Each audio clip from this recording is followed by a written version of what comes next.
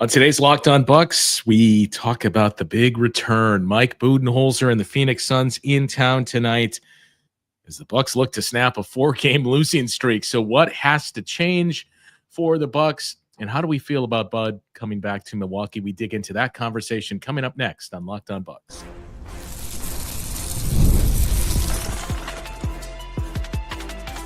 You are Locked On Bucks, your daily Milwaukee Bucks podcast. Part of the Locked On Podcast Network, your team every day. Welcome into Locked On Bucks. I'm Justin Garcia, joined as always by Camille Davis. We thank you for making this your first listen of the day and for checking out the Locked On Bucks newsletter. If you have not done so yet, you can sign up for free at lockedondaily.com and get your day started with the all-new and free Locked On Bucks newsletter. Today's episode of Locked On Bucks is brought to you by Game Time. Download the Game Time app, create an account, and use the code LOCKEDONNBA for $20 off your first purchase.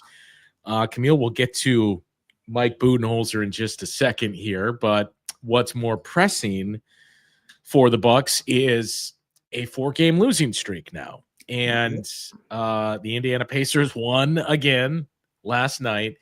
The Detroit Pistons are idle. So, I mean, the same story where best case scenario, the Bucks are going to be a game back of the Pistons. Now, Detroit has the Thunder tomorrow night. And then, of course, you have the 76ers who are tanking as fast as they can. So there's a decent chance, knock on wood, that Friday morning, hey, you're back to tied with the Pistons for 5th in the Eastern Conference. But the 4-game skid, I mean, it's not as easy as, well, the Bucks have an easy schedule and these teams are playing more difficult teams. We've seen a lot go wrong. What has been the biggest problem for the Bucks? Not just they're in this 4-game skid, the last 13 games where they've only won 4. Man, you're asking me to pick like one out of quite a few different things that are going on at the same time for this Milwaukee Bucks team. But honestly, I think it starts with the defense here, because we've talked a bit about the offense and how we were surprised it wasn't performing as well as we thought that it would when the Bucks team was fully healthy. And now without Dame here, like we understood the offense was still going to be a little piece of work here, and how they had to facilitate the offense in order to get the best looks for their team. But defense has been, it has just fallen off of a cliff, it feels like, for this Milwaukee Bucks team, where throughout the season it was something they could lean on, and it was something that was consistently producing. And as of the last couple of weeks here, the defense has felt a little bit non-existent. Too many broken rotations. Still, guys don't seem to know what their rotations are. Not playing on the string. Too much dribble penetration going on. It's just, it does not look good for this team defensively. And even transition defense, they had fixed it for a little while here, it felt like. And as of late, that's been a problem for them as well. Even when you score, like in that Hawks game, just seeing the Bucks score and the Hawks still take the ball out the net and score within 8 seconds is crazy. So the Bucks have to tighten up so much when it comes to defensive end if they're going to try to be a team that can make some noise in the playoffs. They are in this losing streak in the middle of the pack offensively. It's the number's better than their season average. That's the positive. But they're 16th in offense at 116.7. Where would you guess they are defensively during the 4-game skid?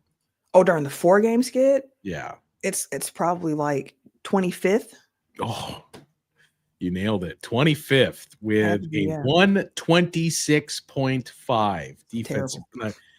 Granted, there's a 145-point game in there, but I mean, to your point, it's been too much of that. Now, I suppose, positive and the silver lining is tonight's opponent, the Phoenix Suns, ranked 30th in their last 4 games defensively. But yeah, it really does start there, because we've talked through the issues with this Bucks offense throughout the season. Obviously, losing Damian Lillard takes a big hit there too. But this, not a losing streak, but these 13 games that we reference where the Bucks are just 4-9, and those 13 games, defense has slid down to the middle of the pack, where they're 17th in defense, they're 16th in offense, they have a negative net rating. Again, the optimist view is same stretch, the Phoenix Suns are 27th in defense. So this feels like a get right opportunity for your offense or continue to get right. Defensively, I would say it's going to be a challenge, but we know Kevin Durant is out tonight, and Bradley Beal is still questionable in this game. So maybe it's a severely undermanned Suns team, but I would also point out it hasn't bode well for not only the Bucks, but teams throughout the league. Yeah, you can't sleep or take it easy just because you don't see the same superstars on the other sideline that you were expecting to see when the schedule initially came out. And you're looking, okay, we get the Suns. It's going to be Kevin Durant and D-Buck and Bradley Beal. Like, the way the season is played out, that's not going to be the Phoenix Suns team that you're going to face, but that should not take away from the urgency that this Bucks team needs to approach this game with. Again, 4-game losing streak right now for the Milwaukee Bucks.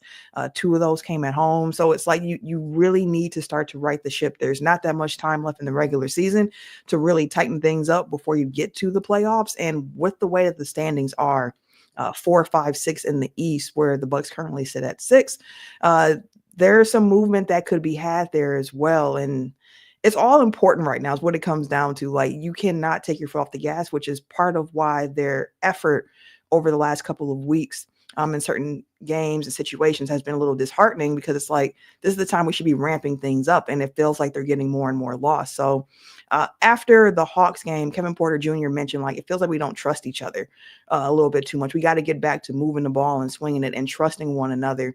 And they have to get there. They have to get back there. So we mentioned Kevin Durant is going to be out. I mean, we'll save most of this for when we get into the Bud conversation, but it feels like this may be it for the Phoenix Suns. And with that, for Mike Budenholzer in Phoenix, I mean, the results of last night, the Kings lost, the Mavericks lost as well. So the Suns got a ton of help on a night where they were idle. They're still a game out of the play-in tournament. And now the latest is Kevin Durant is out for at least a week, which whenever you hear at least a week, it's usually a safe bet. It's probably 2 weeks or more. And we got, 2 weeks left in the regular season, Camille. So starting to get pretty tenuous out there in Phoenix, but we'll get into that when we talk about Bud and his return. But the defense is really where this starts. And the other big part of this is rebounding. And it goes back to one of the things that Doc Rivers said before the game against the Atlanta Hawks, in that what Red Auerbach would always tell him when he was the head coach of the Boston Celtics. And I mean, it's no secret. This is every team's view, but it's something that has really started to slip away from the Bucks. We'll dig into that part of their struggles coming up after this on Locked On Bucks. This next segment of Locked On Bucks is brought to you by Monarch Money. If you've ever checked your bank account and wondered where did all that money go between dining out, online shopping, and entertainment, it is easy to lose track. And that's where Monarch Money comes in as your personal CFO, giving you full visibility and control over your finances. Monarch Money isn't just a budgeting app, it's a complete financial command center. You can track all your accounts, investments, and spending in one place, so you just stop managing your money and start building wealth. You'll be surprised by the things you pick up from Monarch Money. When you start using it, you'll realize just how much you're spending on food delivery, and in turn, you can budget smarter and save more. And instead of juggling multiple apps, use Monarch Money to check all your finances, track spending, and even plan for long-term goals. And they make collaboration easy as well, as you can manage money with your partner smoother than ever. You can track shared and personal accounts, set goals, and stay on the same page without the stress. Take control of your finances with Monarch Money. Use the code LOCKEDONNBA at monarchmoney.com for 50% off your first year. That is monarchmoney.com, code LOCKEDONNBA, to get half off your first year. It's time to talk to you now about Prize Picks. With baseball season in full swing, there is no better way to get in on the action than with Prize Picks, the best place for daily fantasy sports. With Prize Picks, you pick more or less on at least 2 player projections. And if you're right, you can win up to 1,000 times your cash. Whether it's strikeouts, RBIs, first run innings, Prize Picks keeps every game exciting. Build your lineup this week. Take Aaron Judge with those new bats out there in New York for more than one homer. Shohei Ohtani for more than a stolen base. It's simply that easy. It's fast and simple. Set up a lineup. It takes 60 seconds. And when you win, your payout is quick, safe, and secure. There's exclusive promos to choose from. You can take advantage of Taco Tuesday, where Prize Picks offers discounts on select player projections for even more value. So download the app today and use the code LOCKEDONNBA to get $50 instantly after you play your first $5 lineup. That is code LOCKEDONNBA for $50 instantly after you play your first $5 lineup. Prize Picks, run your game. So we mentioned there's a lot that's ailing the Bucks right now, Camille, and rebounding is certainly one of those big ones that has really started to sift in here once again. Do me a favor, not you, Camille, but everyone else.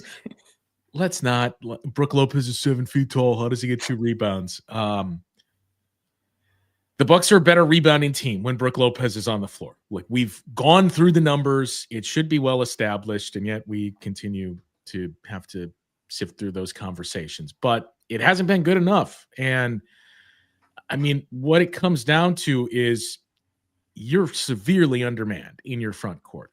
To me, Sunday night against the Hawks was the most troubling of those games because it was an Atlanta team that was equally shorthanded. I mean, Quinn Snyder talked about it before the game and said, look, it's not just Clint Capella that we're down.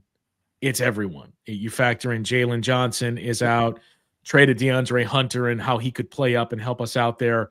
We've got Onyeka Okongwu, and he's 6'8". I think Onyeka Okongwu is a little bigger than 6'8", but you get the point that they're undermanned too. So that should have been the opportunity to say, look, we're down Bobby Portis. We're down Jericho Sims. We still have an opportunity to go crash the glass on this team.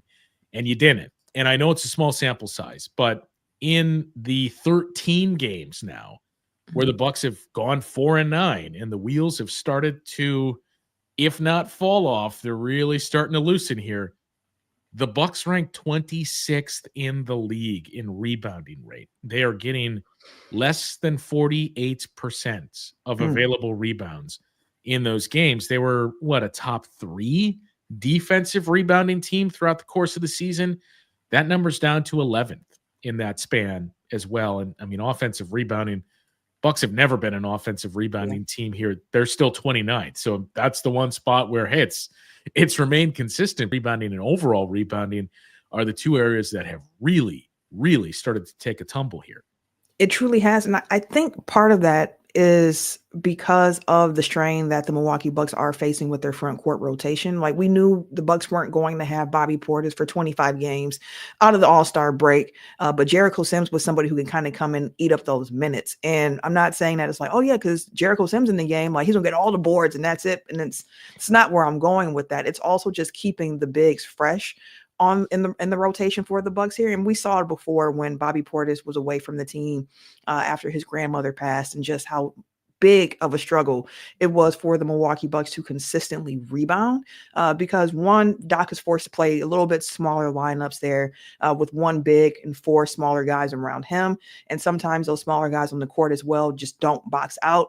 And when you're playing small, it requires everyone's attention, everybody's focus. You have to do the fundamental things. You got to get a body on somebody. And that's something that we haven't seen happening. And again, when it's just Brook and it's just Giannis, you're going to have some smaller lineups, which can kind of make those problems bigger. But even with all of that said, there are just times, like, fundamentally, just box out, put a body on somebody and go and get the ball. And that's been a struggle for this Bucks team since, the Sims injury came and really shortened up that rotation a little bit more for him. So this is who the Bucks have for 3 more games after this one tonight until Bobby returns against the Timberwolves. So, like, they have to continue to figure out a way to be a bit nastier and team rebound and try to really end possessions when they can, as well as see if they can maybe sneak an extra possession or 2 for themselves.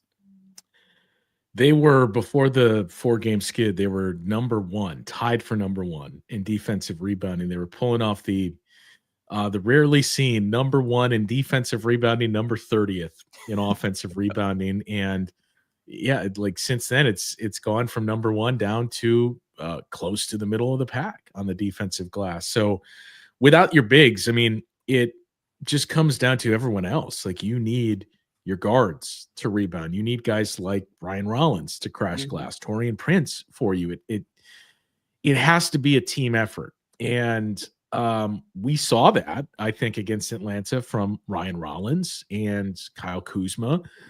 But it can't just be, one or two guys. Like when you know the assignment and what you're up against, it has to be a full-on look. We have to end these possessions. And the point that I mentioned before that Doc said Red Auerbach used to always tell him before games with the Celtics was get the ball, don't give up the ball. Like we talked about it earlier in the season too with defensive rebounding in that you have to finish the possession. So the more you give the opponent second chance opportunities, the more it's going to come back to burn you.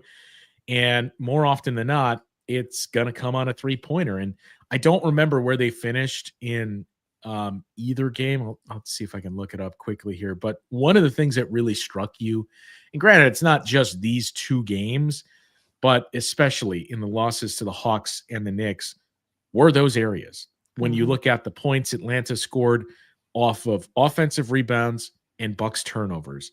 And same story for the Knicks. When you're getting those types of points and the margin is as wide as it is, you're not going to win those games. Like the Bucks shot almost 90% in the first quarter against Atlanta, and they were up by 7 points. They were shooting almost 70% at halftime, and they're losing by 7 points. It shows you how poorly things were going in the margins and on the defensive end. In that Hawks game, Atlanta had 46 points scored off of turnovers and offensive rebounds, and the Bucks had 22.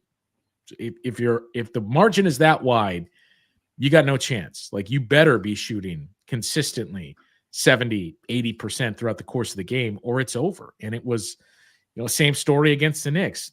2 straight games where you had 28 and 26 points that you gave up off of turnovers, but 41-24, the margin there. So you're consistently losing that by near 20 points. You're not going to win when that happens. You're not. And I'm so glad you brought the turnover aspect with that as well, because the Bucks have been losing just in the margins of those things, like things that can be in your control, taking care of the ball.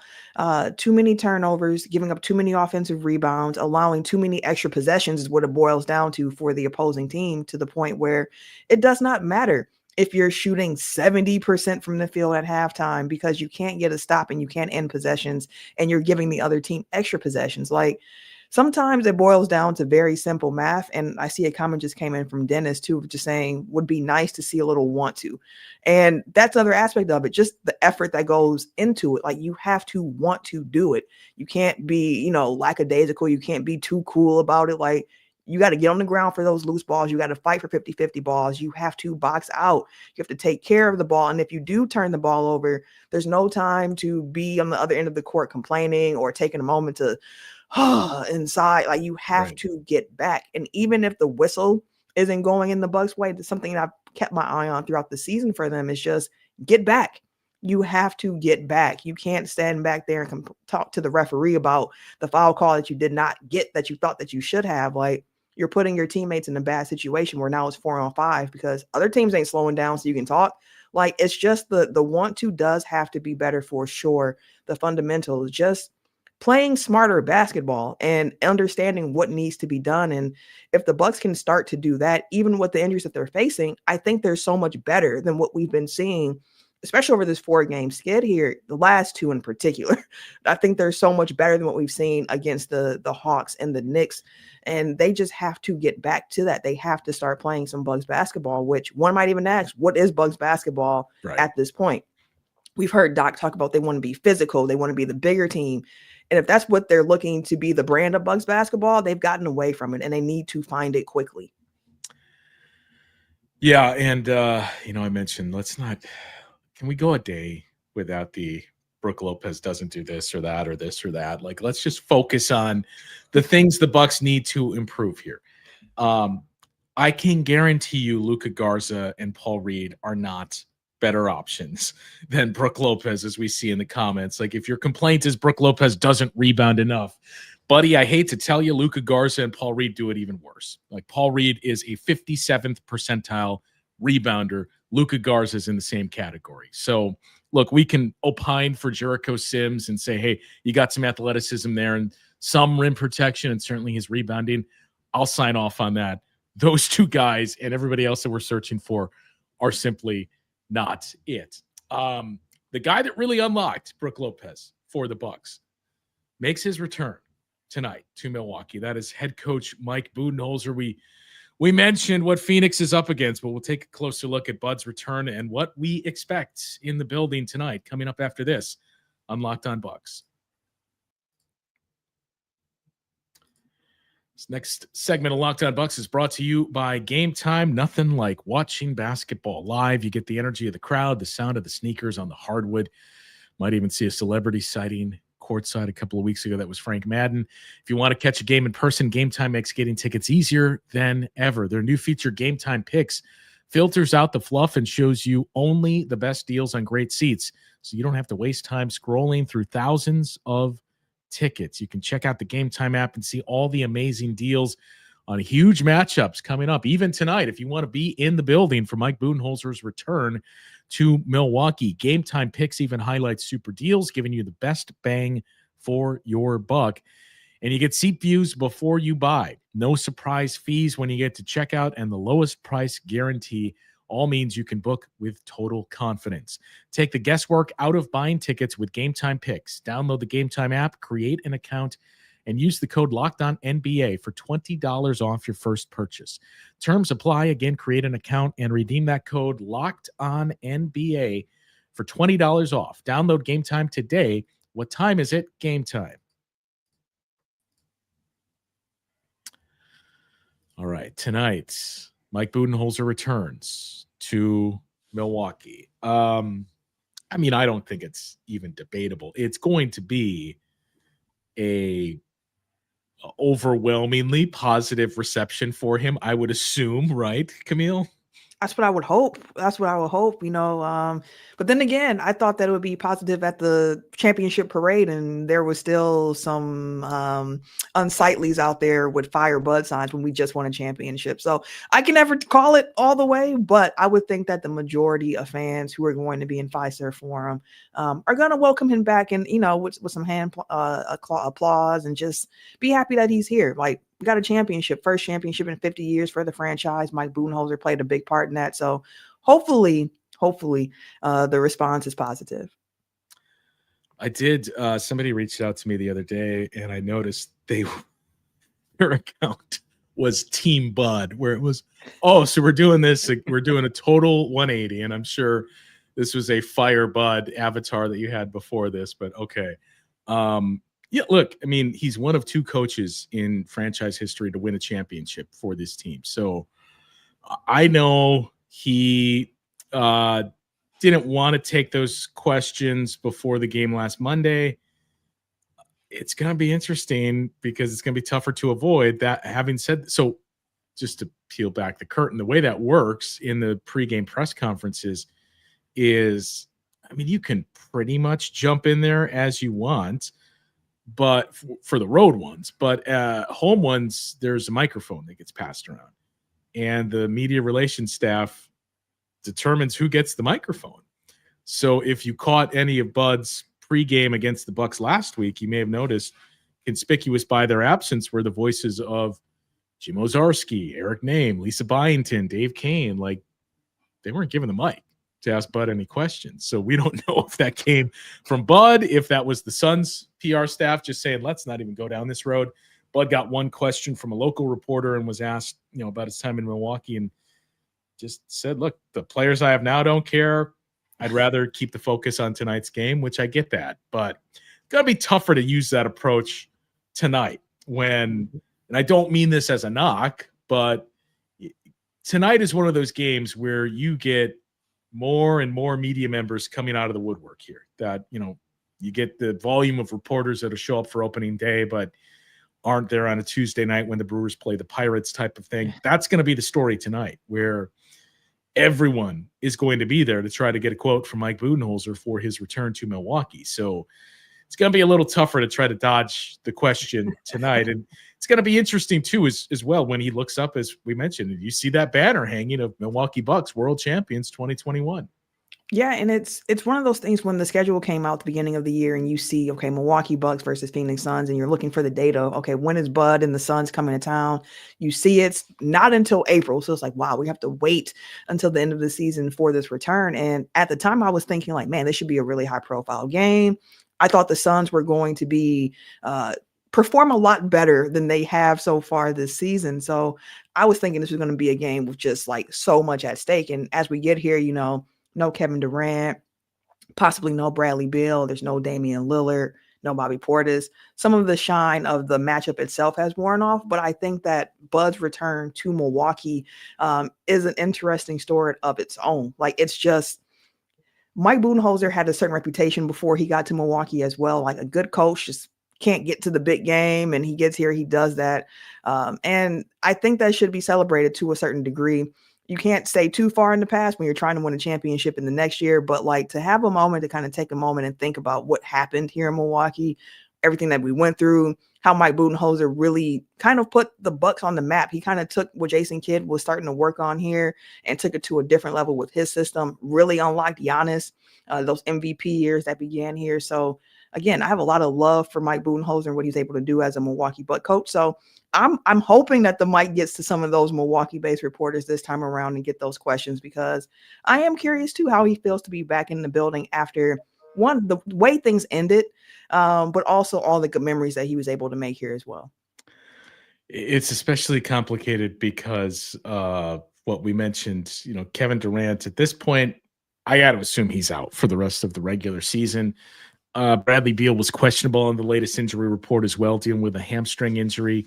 And the Suns are a game out of the play-in tournament. They started 8-1.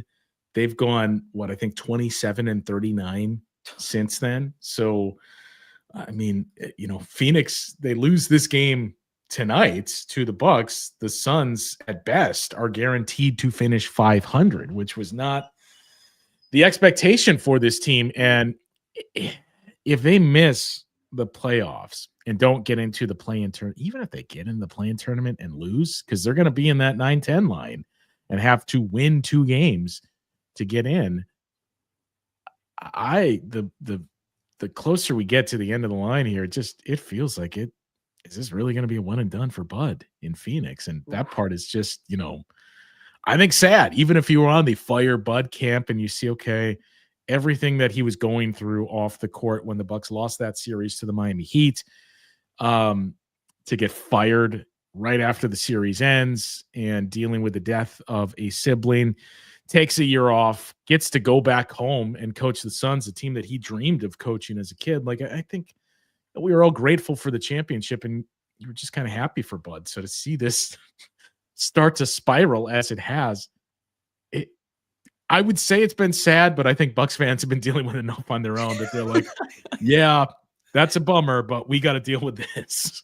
That part, it definitely is. And things haven't gone the way that I thought it would for Phoenix this season, but things have also not gone the way that I thought that it would in Milwaukee. And that's a bit more pressing of an issue for me going forward and what I'm focused on. So I definitely get that. But I do think tonight's matchup, regardless of who's not suiting up for it, it's still a big game for the Milwaukee Bucks. This is definitely get back on track game. Like, we have to see them come out and play better than what we've seen over the last 2 games in particular.